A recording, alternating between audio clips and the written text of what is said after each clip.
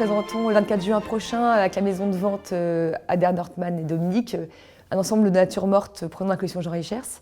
Une trentaine de tableaux en fait, parmi lesquels prédominent des natures mortes du XVIIe, exceptionnelles par leur état, par leurs attributions et leur importance pour la connaissance des natures mortes de cette époque.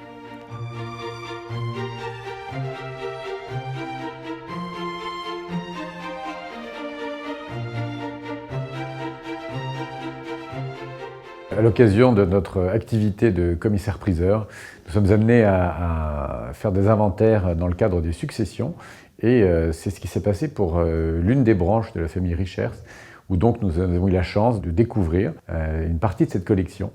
Et donc, grâce au cabinet turquin, nous avons pu identifier un certain nombre de tableaux et se rendre compte que cette collection avait été donc constituée par une famille dans les années 50 à 70 et en s'intéressant notamment au sujet de nature morte du XVIIe siècle. La collection Jean Reichers est vraiment passionnante à bien des égards. Déjà, elle témoigne d'un goût qui était assez avant-gardiste.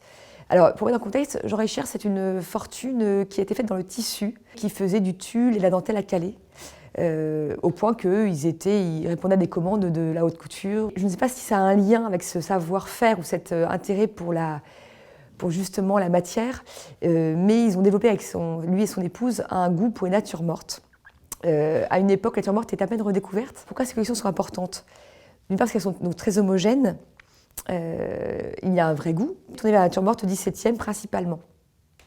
Et l'amour des fruits, beaucoup, des fleurs un peu, mais souvent des formats très précieux et des encadrements aussi toujours très, très choisis. Et d'autre part aussi des tableaux qui sont toujours en très bon état et avec des attributions qui étaient sûres à l'époque, qui ont aujourd'hui été un petit peu redistribuées, revisitées, mais ça reste toujours des tableaux d'extrême grande qualité. Il faut savoir que la collection Reichers est tellement connue dans les années 70 que les Reichers avaient le droit de laisser leur collection tout l'été au Louvre pour être protégés. C'est des tableaux qui ont été très peu restaurés, très respectés. Ce qui est assez étonnant en 50-60 ans que les tableaux n'aient pas été touchés. On peut apprécier par exemple la matière extraordinaire de cette école lombarde, connue comme Charlotte Vignon, où l'on sent presque le frétillement des frelons sur les fruits et même du perce-oreille qu'on aperçoit à droite sur les pêches. C'est une nature morte presque trompe-l'œil.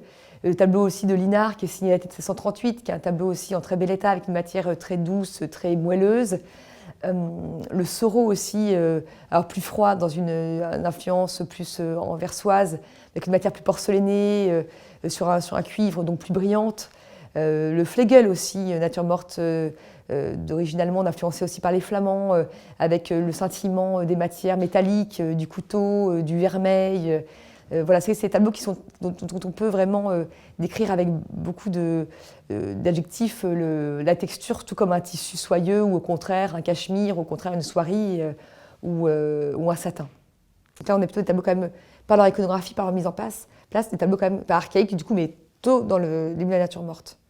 Donc quand même des choix quand même assez forts toujours, des tableaux forts. Pas des tableaux qui sont décoratifs, il y a toujours une portée assez intellectuelle, assez métaphysique dans les tableaux des Reichers. Il faut noter la présence de quelques tableaux un peu plus atypiques, en tout cas a priori. Donc on a un tableau de Tassi, on a un tableau de Bison, donc des ruines romaines. Le Tassi représente un trois-mâts. On a aussi deux supposés autoportraits et un Saint Jérôme.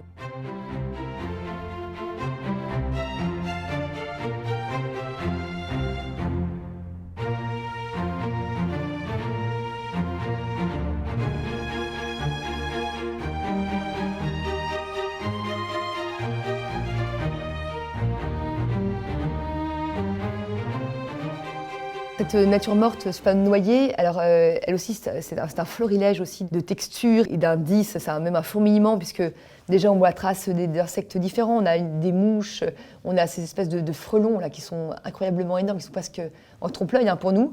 Encore une mouche ici qui vient boire de l'eau sur la feuille, donc il y a vraiment un raffinement dans les détails et dans le foisonnement vraiment de cette corbeille de vermeil, parce qu'il faut imaginer ici le luxe de détails de la corbeille de vermeil, sur l'entablement de bois toujours là, qui assied en fait la composition. Et puis notons surtout la qualité de conservation du tableau. C'est-à-dire que le tableau est totalement semble avoir été peint il y a quelques heures, quelques jours, et on le sent au relief de la matière. Ce tableau de Lupicini qui est donc probablement un autoportrait. On retrouve le même amour quand même du rendu des matières, puisqu'on a à la fois le métal toujours, comme on avait le métal du plat d'étain de Vermeil dans notre nature morte, de l'éperon qui juxtapose en tout cas au coton, au volant de coton, au troué de la manche qu'on imagine gonflée, gonflante, et aussi ici de la plume.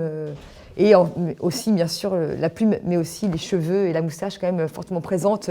C'est un tableau qui joue beaucoup sur les textures et les matières. On comprend du coup le lien avec les natures mortes choisies par les Richers. Et c'est vrai qu'une très grosse collection sur ces thématiques de nature morte du XVIIe, c'est quelque chose qu'en France, en tout cas, on n'a pas vu depuis très longtemps.